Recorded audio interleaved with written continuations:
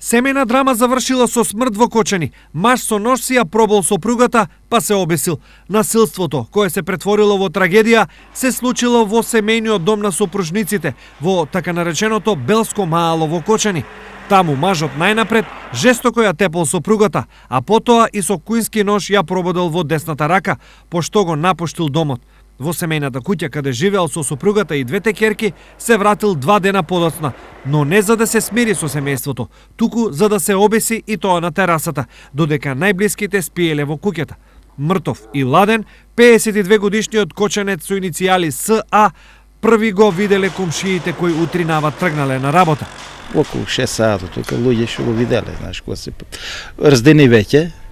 Виделе го дека висел на терасата. Сега понатаму што е, како е, зашто е, од која причина, не знам да ви кажам тоа. А пред тоа дека е тепал жена му било на шиење у центарот Кочани у болницата и после тоа се обесил. Што и како се случувало, изминативе 2 дена со СА не знае никој, но веројатно е дека одлуката за смрт ја донел токму додека бил сам и далеку од семејството.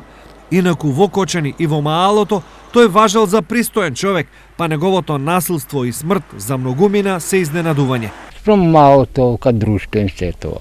До сега не се десило стукање. Инаку, сопружниците во брак биле скоро 30 години и инциденти и проблеми меѓу нив, видливи за јавноста, досега немало.